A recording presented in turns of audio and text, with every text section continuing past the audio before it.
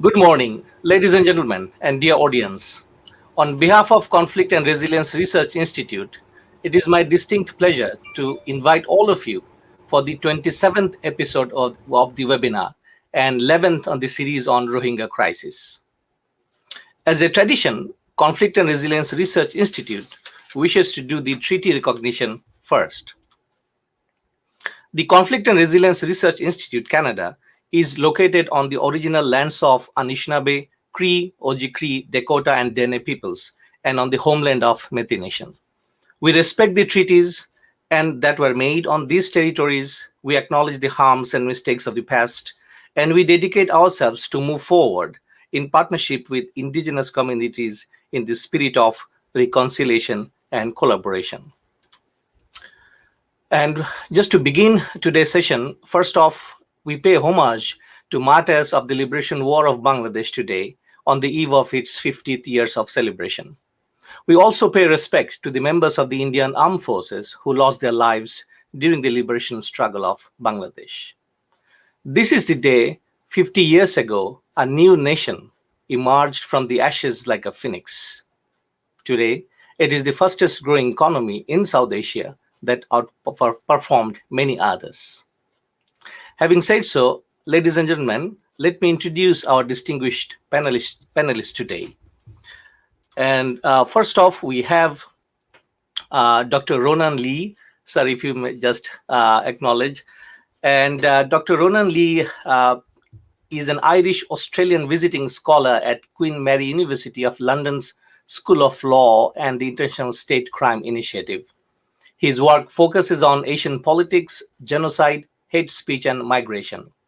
Ronan's book, Myanmar's Rohingya Genocide, Identity, History, and Hate Speech, was published by Bloomsbury in February 2021.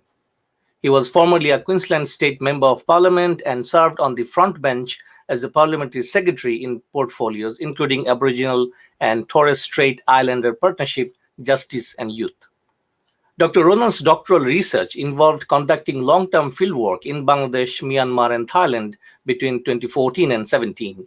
His thesis considered the identity, history, and politics of Rohingya. This work aimed to amplify the voices of Rohingya participants and involved in-depth interviews with Rohingyas in Myanmar, Rakhine State, in Yangon, in the Bangladesh camps, and among the Rohingya diaspora living further afield from Myanmar. Welcome, Dr. Ronan Lee. Our next panelist is Yasmin Ullah. She is an activist, of course, par excellence, I would say, and she lives here in Vancouver, Canada. And she is actually one of the spokesperson of Rohingya diaspora in abroad. Welcome, Yasmin, this morning with us. And our final panelist today is retired Major General Shahidul Haque, who served as a defense attaché in Myanmar during a very interesting and critical period. And he will speak for himself. Major General Shahid was also an ambassador of Bangladesh to Libya prior to his retirement. And Major Shahid served more than 30 years in Bangladesh, and he was commissioned in the Corps of Armored Corps. So this is all we have with regards to panelists. And importantly, two of our directors, Dr. Saeed Khan and Dr. Hilal Mohiuddin, also joined us this morning, who would be doing a facilitated Q&A session. And as we set up for this session today, I just would like to say a few words about the context on which today's webinar is planned. So definitely, we are going to speak about the military takeover as main theme of today's session.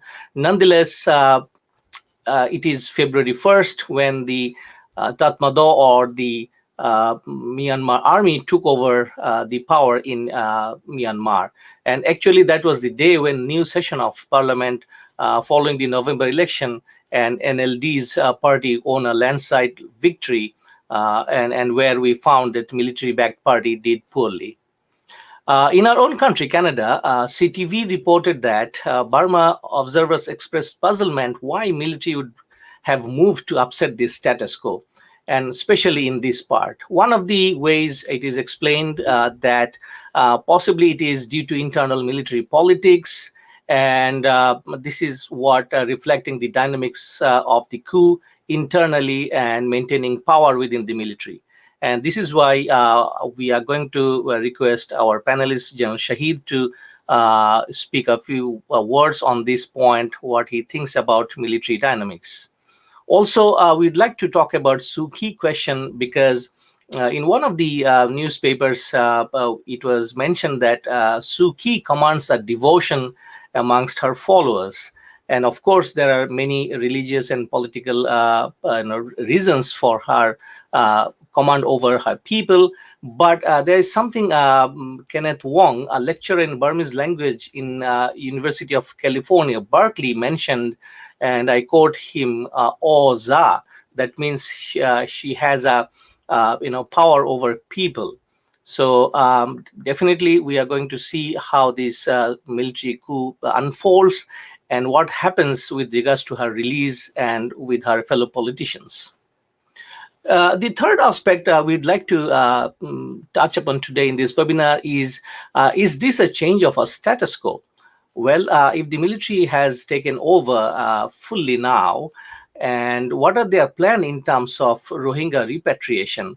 And the General Min Aung Law, he has categorically said that they're going to honor the bilateral treaties signed with Bangladesh, but we need to understand in all practicality how and when it is going to happen. And of course, we are talking about a group of parliamentarians in Myanmar who called for a revolution that has been triggered by this military takeover. And if that is the case, what do we see moving forward with regards to Myanmar's geopolitical situation?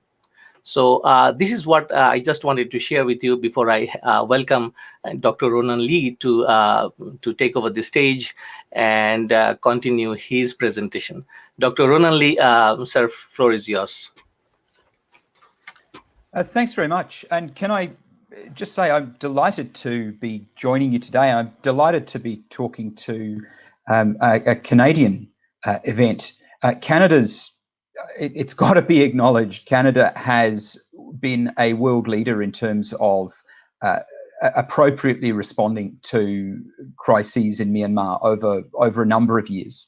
And I see even events yesterday where the United States and UK have announced enhanced sanctions against military companies in Myanmar.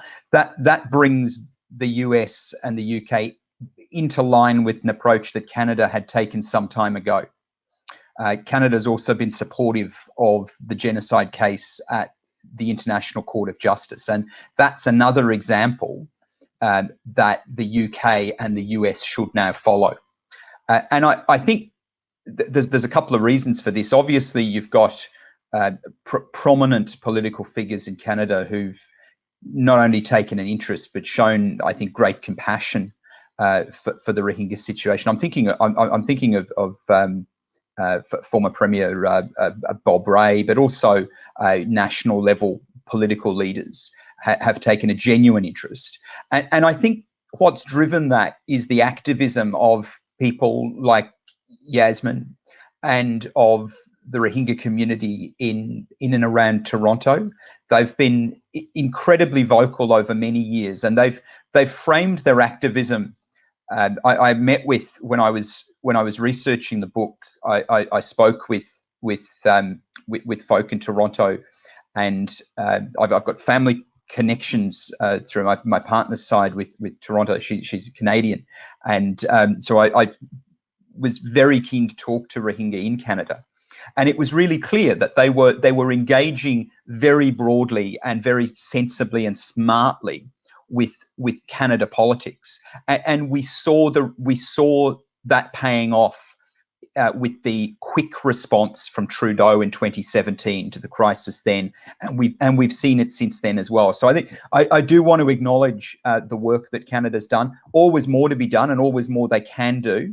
But I think it's important to recognise when, I'm one of those people that will always encourage you to lobby your politicians and call them out when they get it wrong.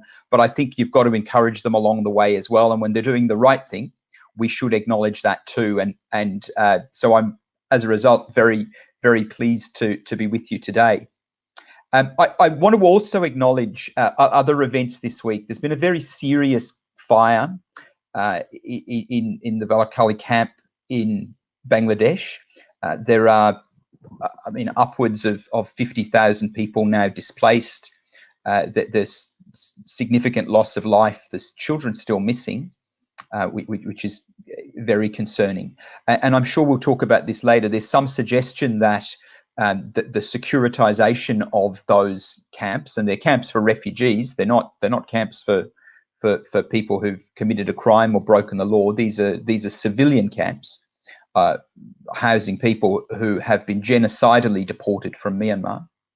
But the securitization of the camps, the erection of fences with barbed wire, likely contributed to the loss of life and loss of property. And that's something I do address in my book when I talk about the impact of the genocide in Myanmar on the Rohingya diaspora. That the genocide doesn't end at Myanmar's border, and I'm not alone in terms of my scholarship on this. My colleague at the University of Queensland, Dr. Gerard Hofstetter, he's written extensively about this in Malaysia, that the circumstances that lead Rohingya to third countries are the circumstances of genocide in their home country, in the place that is their ancestral lands, in Rakhine State, Myanmar. So I think I would frame what's occurred in Bangladesh within a genocide framework. This is just a continuation of horrible things that were done to innocent people within Myanmar, and the crime's now been exported to another country. And I think it's important that governments like the authorities of Bangladesh, and I'd say Malaysia too, regard Rohingya refugees not as criminals, but as the refugee victims that they are. These are human beings who have a right to be treated with dignity and respect, and not have their civilian lives securitized as though they have found themselves in some sort of criminal environment, because that's not what these camps are. A good part of my book talks about Rohingya perspectives, but I won't talk about that now. I'm very conscious of the time we've got available to us, and Yasmin's much better placed to talk about contemporary global Rohingya perspectives than I am. So if you want to know the specifics, you can obviously, then the book's available in libraries in Canada now, I understand, so it's widely available. But I want to talk about probably what others won't touch on as much, and that's the Rohingya's history within Myanmar. And I'll talk just quickly about the new aspects of my research that emerged. The Rohingya, when you speak to them, when you ask how long have Rohingya lived in Myanmar, in Rakhine, in Arakan, and they'll say, oh, and the common term in English that would you use is since time immemorial, and it's an English language term meaning more or less means forever, as far as history can be traced, and they're not far wrong about that. And Rakhine State's deep history is very much a Rohingya history, and it's a history that has been forgotten and deliberately undermined by, I say pseudo scholars, by people who nitpick every aspect of Rohingya history and dispute facts of history and proof of Rohingya long-term and acknowledged indigeneity within Myanmar.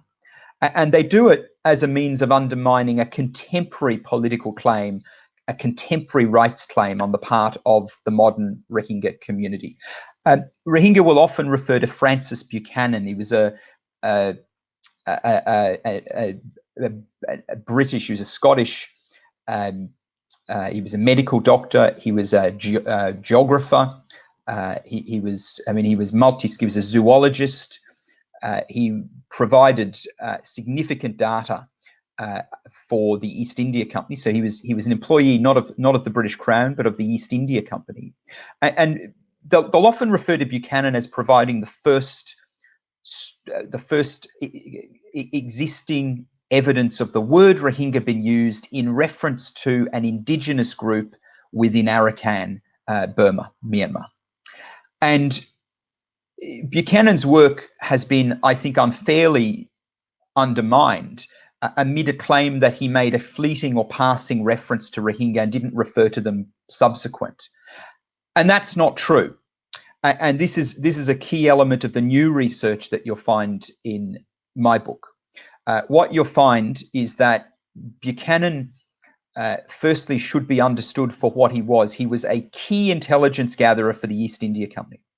So in his era, so the late 1700s and early 1800s, he was the chap that the East India Company would send along with political missions to document. He would keep journals and records, and he would document the people he met, the places he visited, interestingly, travel times between particular cities and towns, how deep he thought rivers were rivers passable by ships or boats, or could you take horses through them? Could they be forded? And he did this because his role was to gather intelligence for the company about places where they might find themselves either in political control or at war, in conflict. And that should add, I think, significant weight to the types of material he was gathering. This is not a medical doctor who just attended with political people and kept a diary for his personal enjoyment or to show his family later on. Buchanan's journals need to be understood for what they were, which was incredibly influential political documents of the time. And Buchanan, of course, documents meeting with Rohingya, talking to other people who referenced Rohingya. They described Rohingya as the name of the people, and made clear that the land of Arakan, that they were indigenous to it.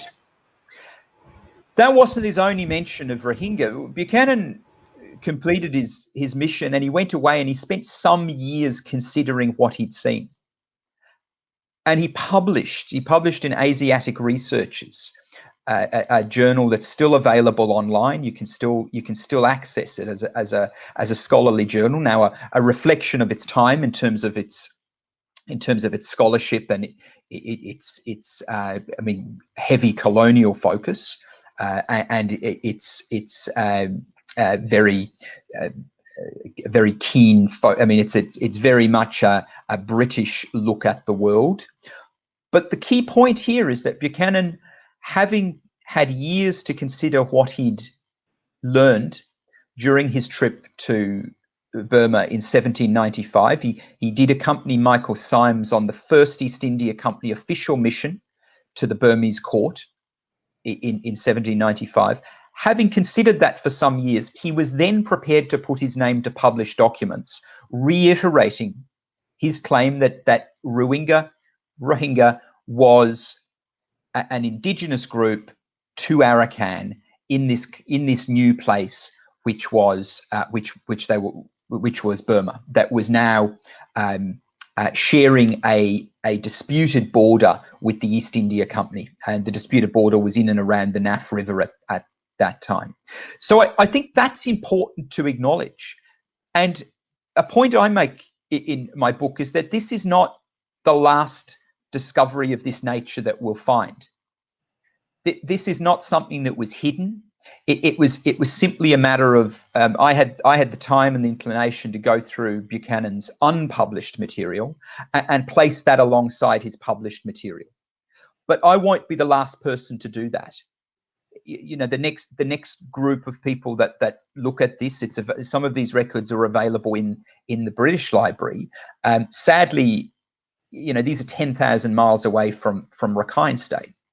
Now, the sad thing is that the fact is that they're so far away, it's been very hard for people within Rakhine State to access them. But there's some suggestion that if they were kept under the control of the Myanmar authorities, they might not have survived in recent years. But the records are still there, and there are other records available too that are worth noting. The independent Arakan only invaded by the British in 1784, the independent Arakan writing letters to the British in the 1780s using Persian. This was a multi-ethnic and multi-religious kingdom, and one that had absolutely no trouble whatsoever in communicating using the Persian language at that time. It was a language that would have been used for diplomacy and commerce, but it was not controversial for them to do that from their point of view. But what we've seen in Myanmar in recent decades is a disputation about this history and a denial about this history. I just finish with this.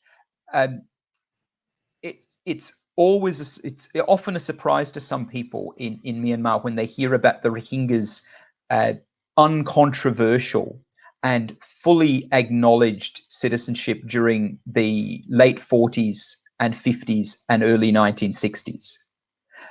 And that is a reflection of the true history of the Rohingyas' experience within in the area of their ancestral lands, that they are indigenous. They were fully part of a multi-ethnic and multi-religious society until the Burmese invasion in the late 1700s. They were still being described as indigenous to Arakan even in the early years of the Burma Empire's control in the late 1700s and early 1800s. Questions of indigeneity would have been less important during the British colonial era, but when we emerge from that, and even with the post-1948 constitution in then Burma, the Rohingya were still acknowledged as citizens, could serve in parliament, could hear their language on broadcast on the radio, were acknowledged as equal citizens by the country's longest serving civilian era leader, U Nu. Still holds that record, but that changed from the time of the military coup in '62, and that's where we need to return Myanmar to its more open and multi-ethnic and multi-religious roots, because they are there. Whatever the conflict there is about race and religion and ethnicity, there is there's strong evidence of Rohingya indigeneity, and there's strong evidence that when, for instance, kingdoms like Arakan were at their strongest, it's because they were multi-ethnic and multi-religious and acknowledged a role for groups like the Rohingya. And that's why I'm so happy to see, in horrible circumstances, to see the Rohingya so actively engaging with young people in Myanmar today. Myanmar is a very young country. 70% of the country weren't born in 1988, when that uprising first brought Aung San Suu Kyi to political influence. 70% of the country weren't born. But the young people have been pushed away or kept away from significant political influence in Myanmar in recent decades, even in the quasi-civilian era. And that's why it's an important group for the Rohingya to reach out to, and they've done that. Yasmin's been a significant part of that. Important to reach out to other ethnic and religious minorities, and important to acknowledge, I think, the shared history of discrimination in Myanmar. I mean, obviously, genocidally violent against the Rohingya, but war crimes and crimes against humanity documented by the UN against other groups within Myanmar too. And there's a shared history where there can be some acknowledgement, I think, that discriminatory laws work against everyone's interests in Myanmar. Everyone's interests. And that is the opportunity, I think, politically, that's the opportunity that the awful circumstances of the coup presents to defeat the coup and rebuild Myanmar with a more mature democracy that acknowledges the country's the country's sometimes lost history, that includes the previously acknowledged role of groups like the Rohingya and their proud proud contribution to Arakan, and moves forward with a country that's not discriminatory towards ethnic and religious minorities. And that's how Myanmar will build a stronger country going forward, where there's buy-in from all groups within the society. I'll leave it there. Thanks. Thank you, Dr. Ronan. It's wonderful to have a brief recap of the Rohingya identity, which often causes confusion amongst many of the actors, including many of the Myanmar citizens. So the audience, let's move to Yasmin Ullah, and we are expecting she's going to share her latest experience engaging with Myanmar youth in the country. Yasmin Ullah, floor is yours, ma'am. Thank you. Thank you very much, and thank you, Brother Kausar, for always inviting me to these very important discussion. I hope that I could do justice for all of these really, really important topics. I'd like to begin with an acknowledgement that I'm speaking to you from an unceded traditional territories of the Semiahmoo, Kitsi, Coquitlam, Kwantlen, Kakate, and Tawasin First Nations. To actually begin to describe my experience, I really have never imagined being sort of in the middle of the discussion where young people are constantly engaging and replying to posts or have any proximity or access to them. It has always been extremely difficult. And I think that I might not have tried hard enough, or I was just very, very focused and laser focused in the Rohingya issue.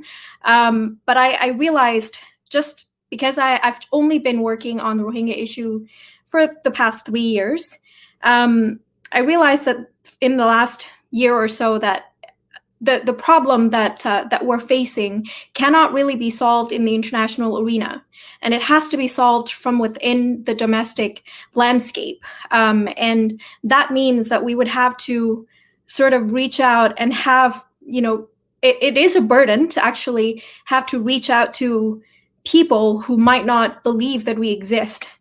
And we have to constantly defend the existence or the legality, the legitimacy of ourselves. And as heavy as that could be, I fortunately have been able to work with ALTSEAN on a project called Bridges Myanmar. And this was bringing young people from each corners of Myanmar and outside, especially young people who are working for the cause of Myanmar, for ethnic communities specifically.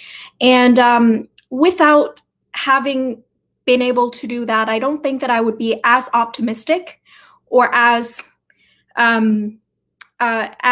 hopeful, because during that experience, just starting last September, I knew that I needed to reach out. I knew that it was more than just speaking from the international arena to the audience, hoping that it would reach someone in Myanmar, but rather I need to build allyships within the country, and build it on the common ground that we have, the common enemy, which is the Tatmadaw. The idea that people are being oppressed was not really something that people were quite concerned about, specifically the majority. And because there was this perception of democratic transition, it was a perceived democracy. It was, like a compromised at best, when we describe and we've sort of witnessed what had happened since the coup. Now, with the project that I did with ALTSEAN, obviously, like, the start of the project was extremely difficult to swallow as a Rohingya person, sitting and hearing that some people actually brought up the idea that has been repeatedly blasted in all of the military's propaganda media. And I just sat through it, and many of my Rohingya colleagues, young people, really put their heart into it and sat and listened and actually tried to engage in a very, very kind, empathetic way. And the result was very, very quick. Just within the past few months, we actually had our last session, like at the beginning, actually at maybe like 2 weeks ago. And at the end of the program, it was quite clear that people have better understanding of who we are. And we are, not only there as a really important voice, but also we're also reaching out and empathizing with them. And people are starting to call us, like something very simple, like calling us ma or go, which is a term that people use, an endearment term when people used to call brother or sister. It shows the kind of solidarity that they're feeling toward us. Something as simple as that. But now that the coup had started on February 1st, I decided that it was, there was no other opportunity that would be as great as this. And knowing that the solution would not be outside of Myanmar, and it would have to come from within the domestic landscape, I knew that I had to extend solidarity right away. I knew that I had to make it clear that Rohingya people actually empathize with people and not just are trying to be vengeful or only feel resentment towards the Burma people or the majority, because we've done that, trying to reach out to all of these different ethnic communities previously, and it has been really successful, especially on the ICJ case, the genocide case that was brought by the Gambia. We have seen so many people showed up at our rally to support the Gambia for bringing the case who are not Rohingya, and that was really monumental for us. So this was an easy opportunity for me, and I didn't really do anything hard. I was just posting online, but obviously, being a woman, being a young person, it was met with some form of resistance from my own community. But I knew that this was the only way, that there was no other way for us to survive inside the camps. I visited the camps last year in 2020, and everybody that I talked to said, we want to go home. Like, we are not here to stay. When can we go? Like, what is here for us? We have no future. And I think that the understanding that people have there is quite important in shaping mine, because now I realize that without having a platform or a group of people that will staunchly support us within Myanmar to resist the status quo, whoever it is, whether it's the military or the NLD, or whether the new democratic Myanmar will flourish and be established, but the people at the top may not actually listen to us in the end. We have to have the base, we have to have people who will support us regardless of where we would be. And so that was why I started to just post things and really try to figure out how I could actually extend my voice and extend my empathy, first of all, to the people who are currently suffering. It has been a lot easier for people to actually understand what solidarity means and why we all need to come together. But the idea of unity can be very shallow. When we first start, describing it and exploring it, it's all about, let's come together, let's leave everything else in the end. It's very Marxist, like, let's have the revolution and just worry about everything else later. But it doesn't work that way, because there are so many layers of oppression that we're talking about. Rohingya genocide is the end of that problem. Annihilation of a group of people is the end of this, the end of the oppression. The actual acts are extending over the past 70 years, and it's delegitimizing people, taking them away, erasing them from public participation, political participation. It's all of these illegitimacy that is constantly being brought up. And on top of that, we have sexual and gender-based violence that is faced across the country, but who gets hit the hardest? Women in ethnic communities, including the Rohingya. So with all of these layers of oppression, the word unity has to come from an understanding that we all have to stand on an equal ground, which means that all of these different layers of oppression have to be addressed now. Because when the public actually move on, and hopefully I pray every day that the coup actually fails, because there is no other way for Rohingya to actually go back home without this coup failing.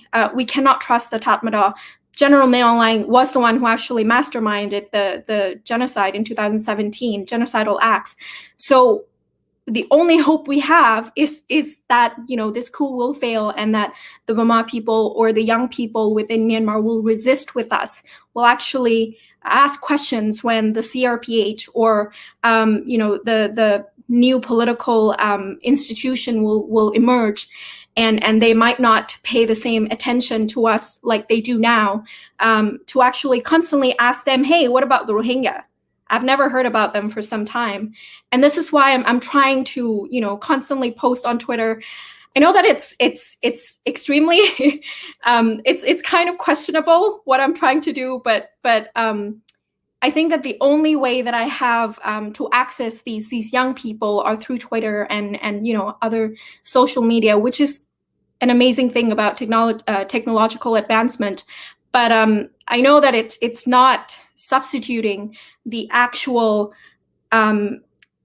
important conversation and dialogue that we need to have on a more formal level and a broad level, nationwide. And that brings us to, I've actually posted it on Twitter just today about what the marginalized groups in Myanmar want to see. What would the changes look like for these people to actually become, feel like they're part of Myanmar? And some of them actually, a lot of them mentions self-determination for ethnic communities, including the Rohingya, teaching languages in schools, talking about infrastructure, healthcare, education being actually controlled by people within these different ethnic areas, under the Federal Union of Myanmar. But also reparations. And that was one of the biggest things that I took away from it, was there are young people that actually understand how important it is for us to actually not just have an unequal set of unity where the majority actually overpower the voices of the people who are currently being brought to the table, and being shouted over, in a certain extent, but also actually diving deeper into how we all enable those behaviors, how we all enable the Tatmadaw to actually be successful, and how we can actually completely reject their ideologies and completely rid Myanmar of these divisiveness within the country. And that's, extending far beyond the Tatmadaw as an institution. It's very, very much rooted in the colonialism, but understanding that and try to address all of these layers of oppression, having discussions about dialogues about the reparations, including Truth and Reconciliation Commission for all of the ethnic communities. This was one of the biggest takeaway that I have. And I think that it needs to happen within Myanmar. Without that, we would not be able to actually reconcile with genocide taking place. And some people actually came up with really, really good idea about liquidating the military's enterprise so that they could pay for reparations for different ethnic communities. I thought this was a great idea. But the thing is, we need the public to be behind us.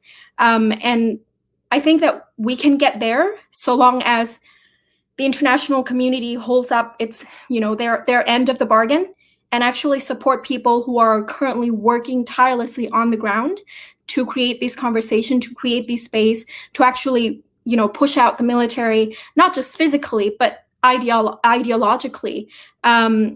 Like the civil disobedience movement is a really, really great example of that. They're constantly trying to figure out new ways of protesting.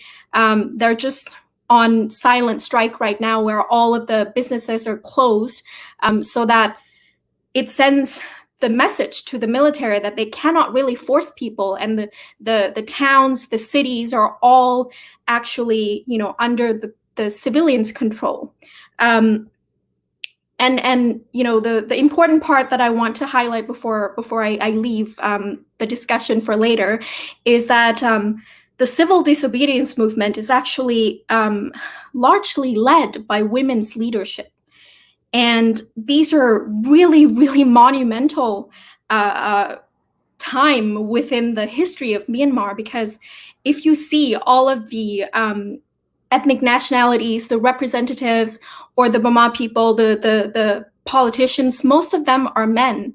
And I understand that, in that part of the world, actually this is a global trend, but the idea that we should have equal representation and that women are actually, needed at the table, needed to resist, needed in all of these fights against the injustices that happen, because we make up not just half of the population, but we also suffer, much, much deeper, especially in genocide, war crimes, and crimes against humanity. The military targets women so that the community fails and become destabilized and completely become fragmented.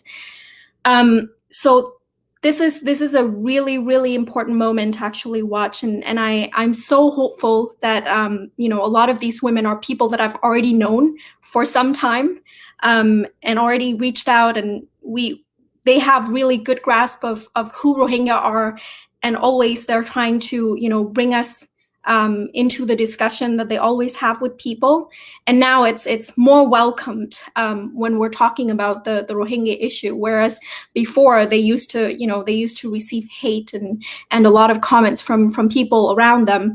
The other important moment that I want to highlight was Women's League of Burma actually put out a statement acknowledging the pain and the suffering of the Rohingya.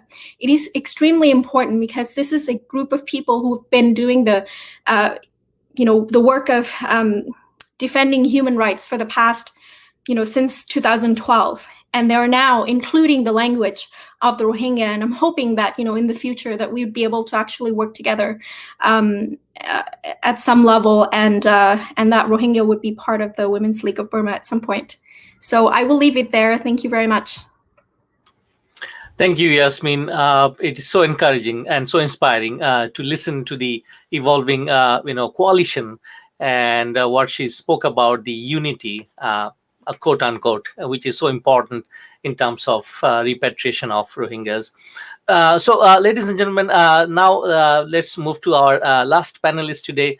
The journal is ready to tell us what he saw actually between 2012 and 14, and give us I would say, a holistic view of the Myanmar military, Tatmadaw commonly known, and what do we expect out of the Tatmadaw's brief takeover, I hope so, of Myanmar. So the general floor is yours, sir.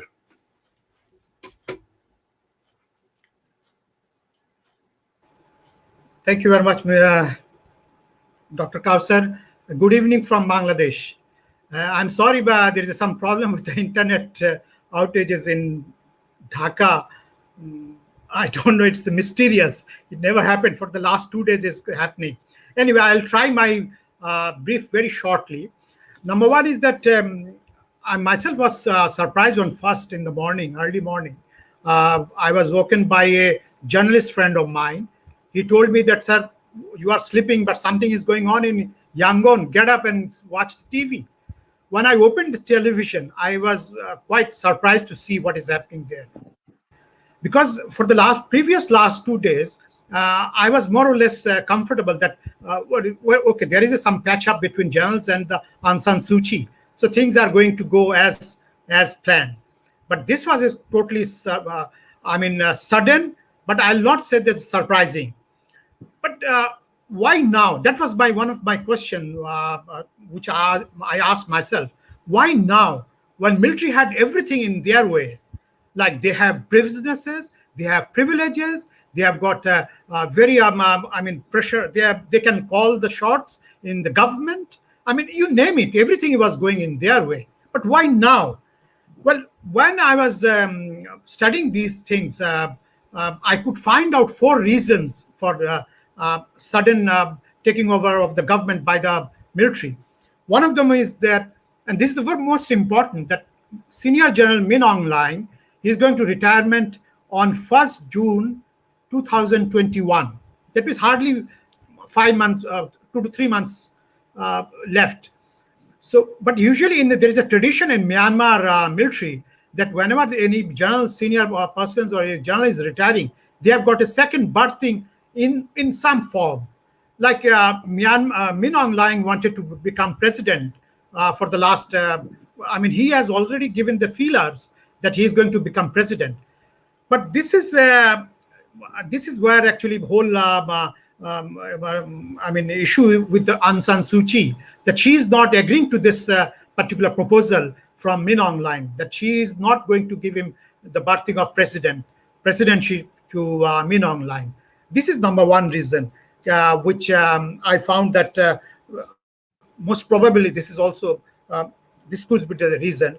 Number two is that National Defense and Security Council, this is a very important body of senior ministers and military. It has got 11 members. Out of that, 6 are from military. So in this body, and some of the very important decisions are taken, and some of the very important, what is called national events are discussed. Aung San Suu Kyi, in this particular body, she is there as a foreign minister. And as a foreign minister, she sits at the bottom of the table. And Aung San Suu Kyi is not going to like this, and she didn't like it. So she never called National Defense and Security Council meeting for the last 4 years, rather her whole tenure. This is the second one, and this is with this one, and the distance also grew, and military also expressed their annoyance to Aung San Suu Kyi about this one for a number of times for not calling the conference of National Security and Defense Council. Number 3 reason, which I found out, that Aung San Suu Kyi, she failed to understand the limits of her power. And she knew, okay, let me reframe the question, the statement once again. She knew where she is entering. She knew about 2008 constitution. She knew what is her limit. But at some time, for unknown reason, she used to, shake the hornet's nest. And this is what she did twice. Once in 2017, one of the lawyer, I hope all of you know that he's a famous lawyer, Muslim lawyer, and he was rather kind of strategic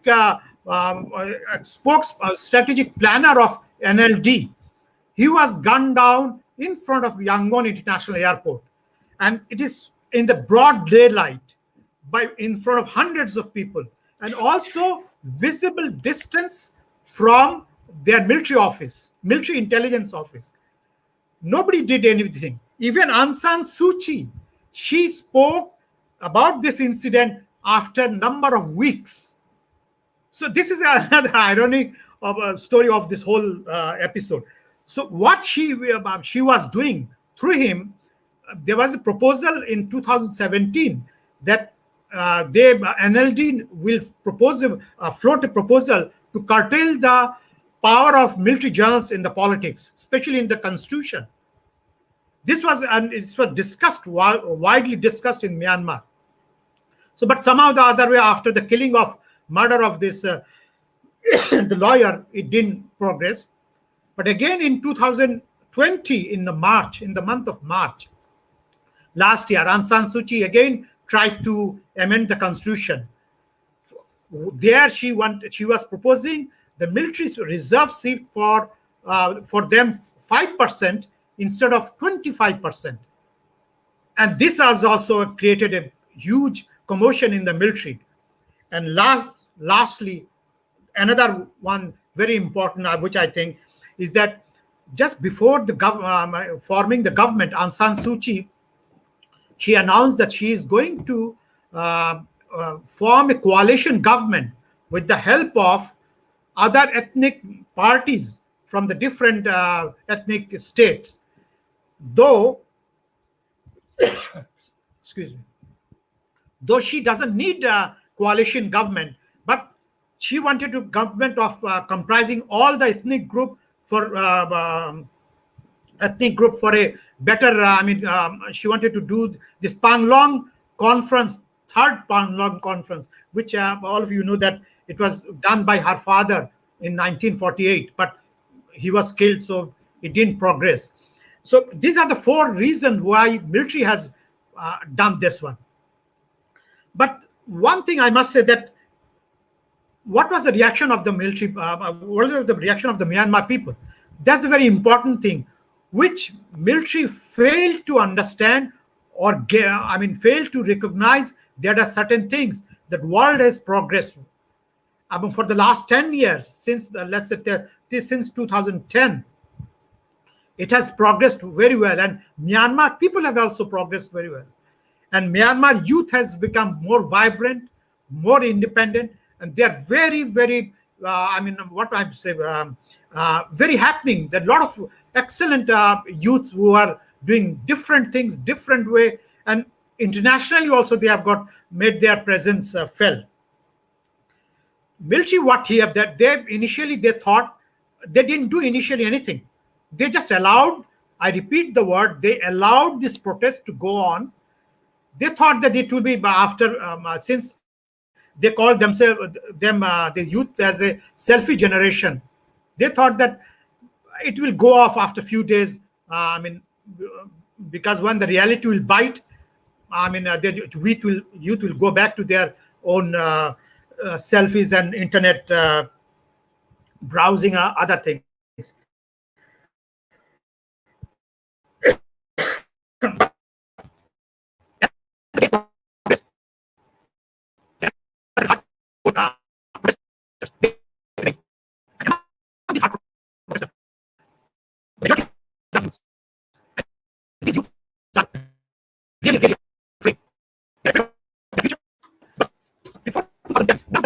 Students and youth, they could not travel outside, they could not study outside, they could not go outside because of the sanctions which was prevailing before.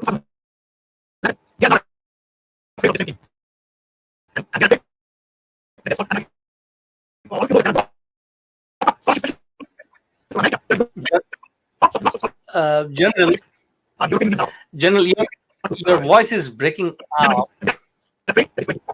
These youths are really afraid that again back to the back stages.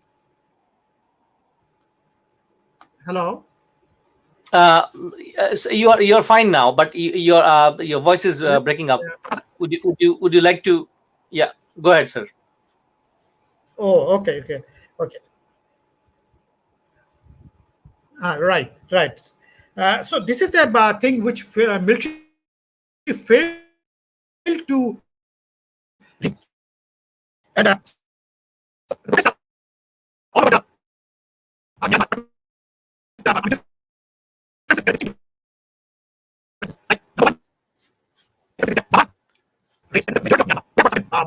Certain what is it called things in front of them, and other ethnics, they have got different things. So Myanmar, among these Bamar, there are 2 groups again. One group is hardcore NLDs, and others are, as I was describing, those who are afraid of their future. While in the Rakhine, all the other ethnic groups, they were protesting for restoration of the democracy, less Rakhine state. And there is the whole episode where we are really afraid that Rakhine state, if you have marked, few days back, Dr. Aymong, he's the notorious character in Rakhine politics, and he's the main architect in the genocide in 2012. He was released from the prison, and this is the reason you'll not find any protest or any kind of demonstration in Rakhine state. And this guy is now going to different villages and telling what military is trying to say. Now, this is where we are afraid that here, this is the guy and the military. Both of them are responsible for the genocide of Rohingyas. Now, both of them are now united, and I'm not sure what they are going to cook up this time.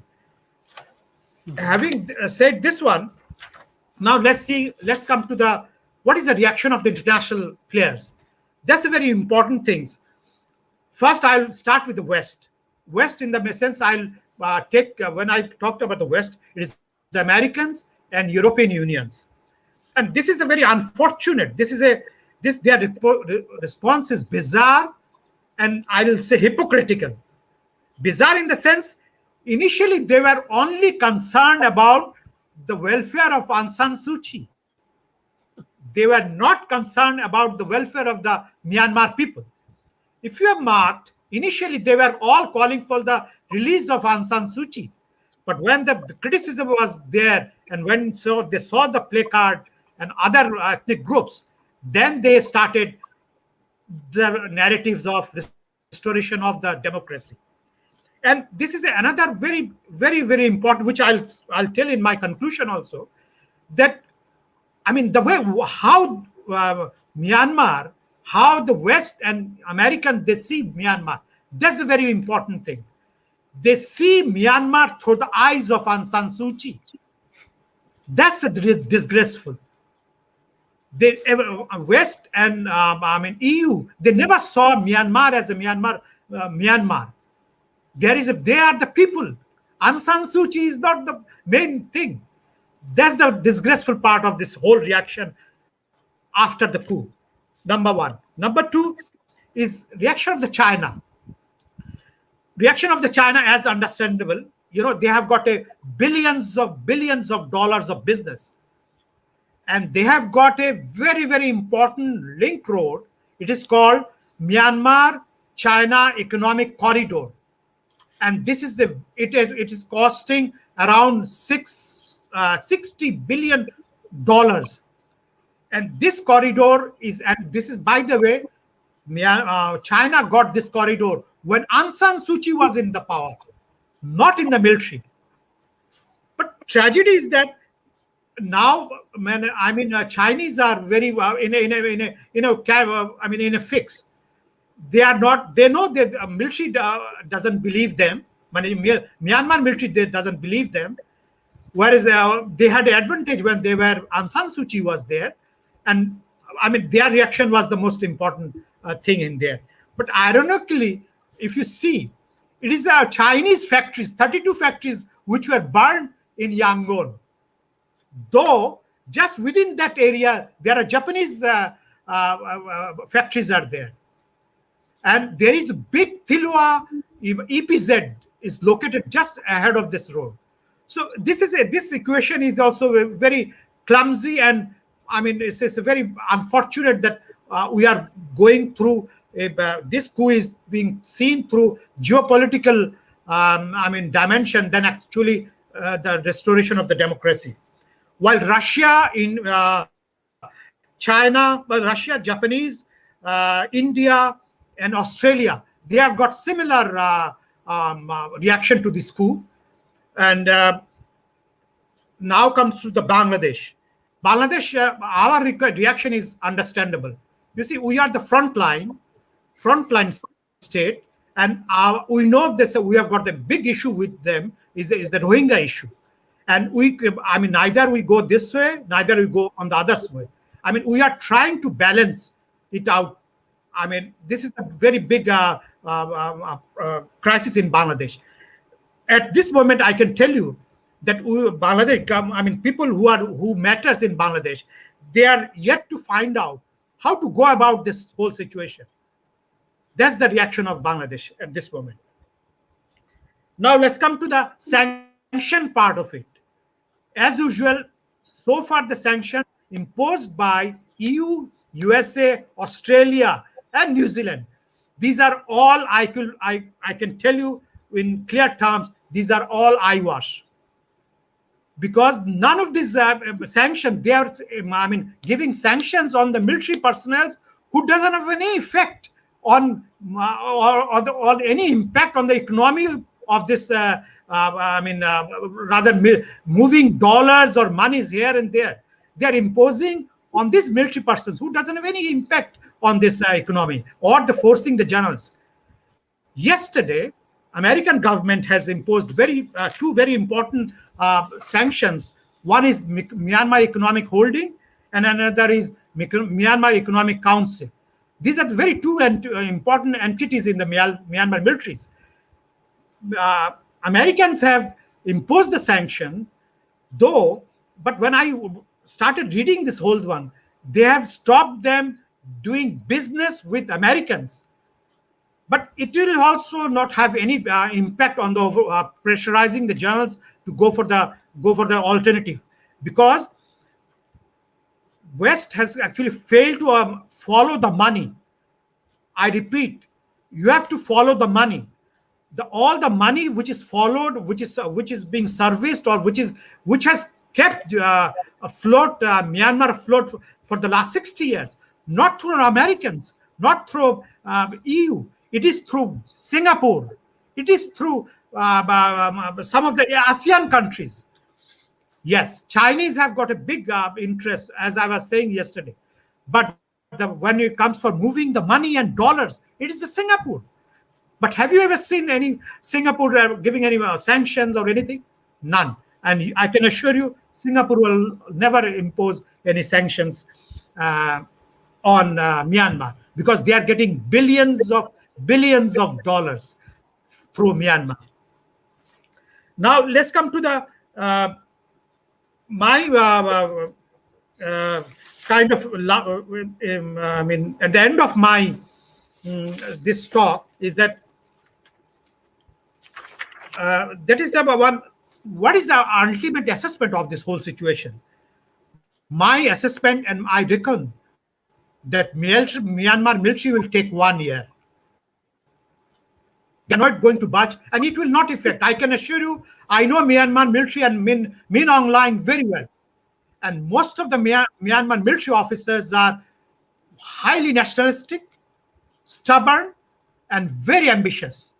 So this peanut sanctions will not have any effect on Myanmar military. So what is going to happen? What they are going to do, military? Military is going to take 1 year. By this time, with what they are going to do is that first they are going to find out, quote unquote, find out the 10 million votes which they are claiming that those are fraudulent. They are going to cancel those votes. Number one. Number two, after canceling those votes, they have got two options. One option is that either go for the by-elections. In the by-election, what they are going to do is that they are going to marginalize NLD in a way that there is a balance of power between USDP, the military-backed political party, and NLD is restored. This is number one. Number two, or they are going to go for full election, which actually military has also suggested that they are going to hold a fresh election. But before this fresh election, they are going to correct the voter list. Number one. Number two, they are going to do something to what is it called? Declare Aung San Suu Kyi unfit to run the election once again. And another, my last among this one is that assessment is that, and also the kind of my the crisis what we are seeing for the last 40 years in Myanmar, 40 plus years, I'll say that, is all because of one thing.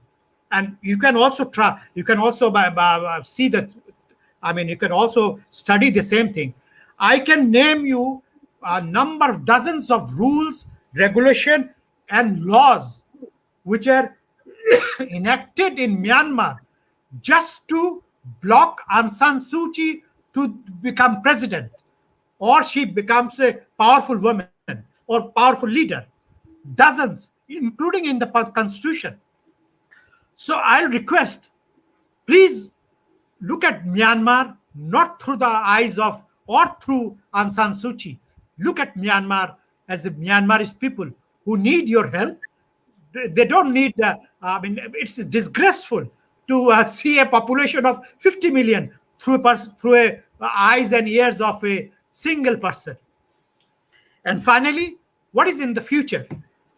Well, that is, as I was saying, that military will take 1 year. There's no doubt about that. They are going to, correct those voters list and held another election. And the transition will be either, as I was saying, that declaring the previous election certain votes, certain seats null and void, or held fresh election. These are the only two options which they have got. And my recommendation in the final chapter is that international communities, I'll say, to keep the pressure on Myanmar, not by going through these individual and undirected and what is it called, sanctions, which doesn't have any proof. I'll request them, please follow the money. You see how and where the money is following. Follow the money, then impose the sanction. That will bite. Number one. And bite, I must say, I'm against imposing blanket sanction over on Myanmar, because it is only create more hardship to the Myanmar people, and it never worked. Look at Iran, look at Saddam. Look at around the world. The blanket sanction never worked. It only, created, it has created the hardship on the Myanmar people. And number three is that it's my earnest request to the West. Please look beyond Aung San Suu Kyi. Find there are hundreds of excellent leaders. Can anybody in the room, can anybody tell me any name other than Aung San Suu Kyi? It's my challenge to everybody. Can anybody name? Nobody can name anybody other than Aung San Suu Kyi. Whereas in Myanmar, there's hundreds of excellent leaders, very educated and very smart and Western educated people. Please look Myanmar beyond Aung San Suu Kyi. You might find there is a way. Thank you very much. Thank you, General. I think you have spoken the minds of many, those who are tuning today, this morning. So we are just over the mark of our planned session. But before I go, I would like to request, both our directors, Dr. Hilal Muhyiddin and Said Khan, to have one question each to our distinguished panelist, because we don't have much time. We need to leave this session within another 10-15 minutes. So you are welcome to pose questions, but not more than one to each panelist, please. Go ahead. Thank you. Should I go first? Please go ahead, Dr. Hilal. Okay, thank you very much, distinguished panelists. I have a question to Major General Shahid. Whatever you have spoken today is very much in alignment with our understanding, and we have been writing in different newspapers the same thing, almost the same thing that you have mentioned here. So one important point that you raised here is that the West is looking through the eyes of Aung San Suu Kyi, and they need to come out of that. This is one of the, I think, best revelation this time for us, because this is our understanding too. So there are two things, like military commercial complex, as you said, that Myanmar Economic Holdings and Myanmar Economic Commission or something, MEC. Yes, MEC. MEC and MEH. Yes. These two are so powerful. Yes. Military interest is so much embedded in economics. They will really, I think, probably they will try to sustain there more than 1 year. They will not be giving up after 1 year. Probably they will be staying there more. And their economic strength is so vigorous that they don't really care at this moment. You already mentioned that they have that strength, courage, at the same time, stubbornness. They don't really care about anything. And Singapore, Cambodian investment is there, Thai investment is there, Cambodian telecommunication investment, everything is there. So given these two realities, on the one side, they are very much connected with industrial complex, military industrial complex as well. Like the big countries, European unions were reluctant to say something negative against the coup at the very beginning. They were just trying to rebuke it, that it's a bad thing. Why did you do that? Something like that. But later, they backed off. Singapore is planning to, over the last 2 weeks, we have seen that Singapore is, once it is trying to go for some sanctions, and then again coming up that bad things are taking place, but we are not going for any rigorous decisions. So these sort of confusions and indecisive situations are still there. So my last question is whether that you are saying that there are different leaders that are quite credible and Western educated people as well that can take over and that can be thought as alternatives. So can you name 2 or 3 or 4 that we can research or we can talk about, because there are other leaders, even Yasmin is here. We know that. Just we need to know that the global media is so silent about those people. I heard from you. I was searching for some alternatives, like, okay, who would be the next leaders if we look beyond Aung San Suu Kyi. Now you are saying that there are credible leaders. Yeah. So who are they? Can you just give shed some light on Yeah. that so that we can look into the alternative leadership? Yes. Thank you. Yeah. Thank you very much, Dr. Hilal. I'll first say that I'm sorry to say this this way. When Aung San Suu Kyi, she's a graceful lady, unbelievably graceful lady at this age, number one, and she's a very excellent orator. I was really impressed in 2011, but as the days goes by, I found out she's a stubborn. She's extremely. I mean, how to say? She doesn't accept any criticism. I repeat, any criticism against her.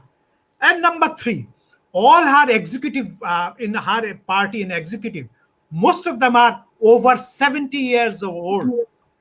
So all the young, I mean, yes, at this moment, I just can remember she was the right hand of Aung San Suu Kyi, Miss Y. I mean, I can't pronounce. She left NLD before the election, and she went for other way. I just forgot the name exactly from the NLD. And there is this is number 1, and there are also who our ages are less than 50. They are much better. I mean, at this moment, I'm unable to give you some names, but in another way, another party, in even USDP party, one of the leader was he was general in the army, but he was kind of they were. I mean, there was a prediction that he will become Thurashwe Man. I'm sure all of you know, many of you know him. Thurashwe Man. He was a little bit, I mean, how to say, liberal, and he was a Democrat, and also, I must say, a little bit sympathetic to the causes of Rohingyas. But unfortunately, he was kicked out from USDP, and he has opened his party. He's now roaming around. I hope I mean, I haven't seen him during this protest. Neither I've heard about his anything about any statement from him. Then also there are some Rohingya leaders. I know the gentleman called Mr. Shwemang. During that crisis, my hats of this gentleman. I'm not sure whether he's in Yangon, Myanmar or not. Most probably he's in America or somewhere. This man, the first time in the parliament, the discussion he had on Rohingyas, I mean, it was totally taken aback. And nobody expected anything that somebody will talk on Rohingyas inside Myanmar parliament. Another leader, excellent leader, I mean, leadership qualities. I mean, this is the 2 only I could recollect, but others, I'm sorry, I could not. Maybe I'll be able to give you later on. Thank you, sir. Thank you so much. Dr. Said, you have a question for Dr. Ronan Lee? Yeah. Thank you very much, distinguished panelists. And it was a very eye-opening and excellent discussion. And first of all, I'm not an expert on Myanmar or Rohingya issues. I just got on board with the team and I'm still learning. I have a question to Dr. Lee. Like you were talking about securitization back home, and I'd like you to maybe focus and shed some light on that. And also, I was thinking like like when the terrorist organizations try to recruit people, they always look for vulnerable communities. We all know that. And Rohingyas in the camp, they are vulnerable, and also it could be a very good breeding place for those type of activities. So keeping that in mind, if you can shed some light on security issues there, that would be great to listen to. Thank you. Yeah, thanks. I'll just very quickly just touch on a couple of other things as well that I think are worth raising. Regarding the leadership within Myanmar and what we know outside of Myanmar. I mean, first thing we need to understand, obviously, is that the protest movement currently is as strategically operating a diversified leadership. There's 3,000 anti-coup figures have been arrested. So what's occurring is every time someone is easily identifiable as a leader, they're arrested by the military.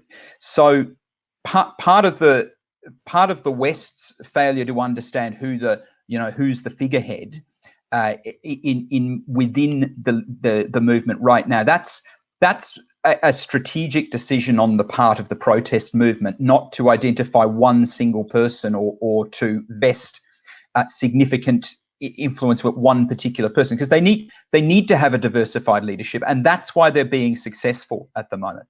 But beyond that, there are loads of talented and strong leaders. I mean, it's a country of 55 million people.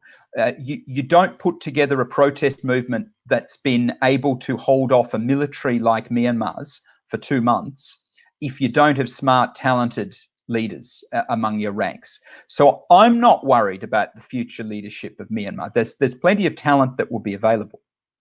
And Yasmin might want to comment further about the sorts of individuals, the characteristics of some of the leaders that she's familiar with. Regarding the sanctions, it is important that we target the sanctions at military-controlled businesses. But there's a risk here for countries like Singapore. And the risk is in and around things like insurance, because the risk, if you're the sole investor in a country like Myanmar, and once you see Western companies withdrawing and sanctions and limits on, for instance, there'll be limits on how you can do your insurance or your reinsurance. Now, these aren't things that are relevant to a shopkeeper in central Mandalay. But if you own a port, or you own a factory, or you own a oil and gas pipeline, these are significant issues for a country that is unstable. And we've already seen the People's Republic of China take issue with, there were Chinese-owned factories that were destroyed, I think 2 weeks ago now, 10 days, 2 weeks ago. And the Chinese authorities were very quick to be on to the military, saying you need to protect Chinese economic resources within Myanmar, because, well, they are worried. And if countries like Singapore want to take on the economic risk of being the sole investor, or the risk of being the sole provider of services like insurance, well, that's risky business for them. And that's why even when countries like Singapore are prepared to continue to invest within Myanmar, China continue to invest, they are nervous, because they all of a sudden see that their investments become risky. And Myanmar is incredibly unstable now. And the military has created a scenario where China is perceived as supporting their coup. And China's investments, quite frankly, are at risk. There's a very vulnerable oil and gas pipeline that runs the length of Myanmar, and it's vulnerable. The last thing to leadership and oh yes, and of course what we consider in terms of happening in Bangladesh. Look, vulnerable populations are always at risk of being taken advantage of. But there's a reason why, in particular, the Rohingya population within the camps in Bangladesh is politically vulnerable there. And it's that the Rohingya themselves have been actively excluded from decision-making about their own futures. So there'll be a conversation between the UN and the authorities of Bangladesh and the authorities of Myanmar about repatriation, but there won't be Rohingya representatives included within that. There was, I mean, the hyper-securitization of the Bangladesh camps occurred in the aftermath of a large, peaceful Rohingya gathering. It must be now almost 2 years ago. It must be, 18 months ago. During August, I think it was August of 19, to commemorate the events of August 17. And there might have been 100,000, 200,000 Rohingya that attended that peaceful event, asserting their right to have to be a part of decisions that have been made about them. Now this is I think a fundamental security error that the Bangladesh authorities are making. If you exclude Rohingya from decision making about their future, you're excluding them from not just discussion about their future, but you're also inviting in other people to say, hey, we're the ones who want to talk to you about your future. Why don't you talk to us? So if there is a genuine fear about recruitment by criminal elements or something more serious, the way to resolve it isn't by putting a barbed wire around the camps and cutting off the internet. The way to actually prevent that is by including Rohingya in decision-making about their future, and by ensuring that they're able to communicate with the outside world and with each other, and aren't vulnerable within the camps. And that's what someone like me would expect in my own community, that if decisions were being made about me and my future, that I'd want to know that I can elect an official that will be my representative, and that when I pick up my telephone, that it works. Because the alternative, tempting as it might be, to lock down communities and securitize them, will be counterproductive. Thank you, Dr. Ronan, for explaining the securitization situation in the camps and the roles of the host country. Before we wrap up, Yasmin, I'm coming back to you finally. Would you be able to speak just very briefly about your thoughts about the new leadership that is very important, as we have heard from General and also from Dr. Ronan. So talk about what have you seen over these past couple of weeks. And I do follow you in Twitter, as you know. I check all the posts that you do. So what is your take on the leadership of the new Myanmar? It actually extends further than 2-3 weeks. I have been privileged and fortunate enough to actually work with some of these young people for the past 2 years at least. And I do believe that there is a huge opportunity here for us to actually give the space to young people. And this is not to exclude people who are older in any way, but it already is clear when we look at the civil disobedience movement how much young people have the power to actually move the entire country against the status quo that have been controlling the country for the past 70 years. We actually require something new, something more revolutionary, something more innovative in order to push out these ideologies and rid the country of this existing systemic problems without bringing all parties to the table, and not just talking about young people anymore, bringing everybody, ethnic communities, communities that have been extremely marginalized. I'm talking about, all social markers, people of LGBTQ plus community, women who have been disenfranchised. There are so many layers of these oppression built into all of the system everywhere. And so when we're looking at changing the country and reimagining the new Myanmar, we would have to look at it as, representation for everybody at every single level of governance, including criminal justice system and judiciary system, as well as, educational system and any other public institutions. It would require a lot of dialogue. It would require a lot of listening. And we haven't had that for the past, decade under the NLD leadership, that young people have been excluded from all of these discussions. We see how young people have been able to pick up all of these, important issues and actually start to have dialogues on various different things that are extremely difficult for older people to actually come to grasp with, because socialization work in this really, really strange way.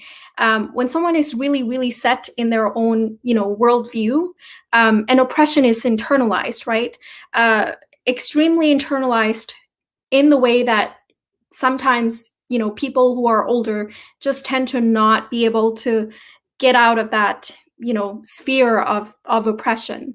And they continue to reproduce that kind of oppression onto other communities, onto the more marginalized communities.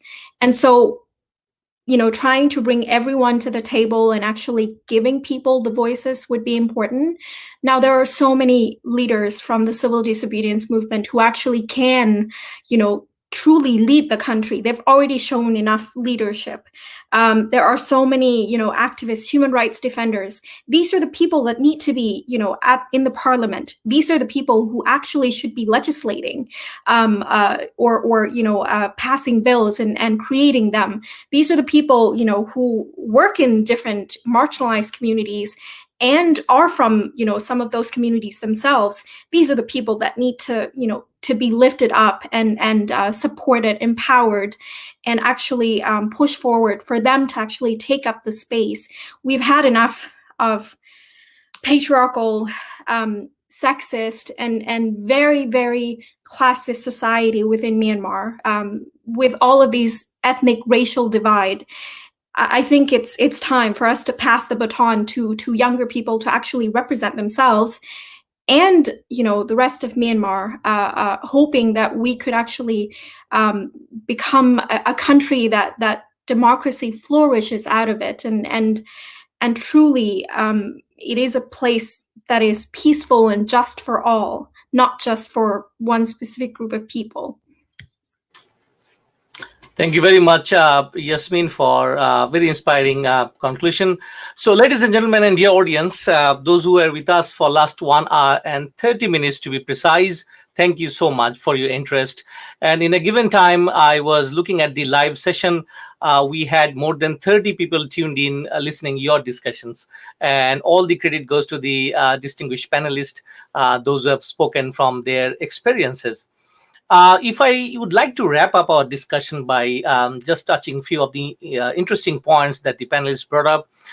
Dr. Ronan spoke about the Rohingya identity, which is, he started with using the phrase time immemorial. And this is sort of undisputed now because Rohingyas are indigenous people of Arakan. And Dr. Ronan also spoke quite extensively about the upcoming changes in the society and the securitization of the camps in the host country.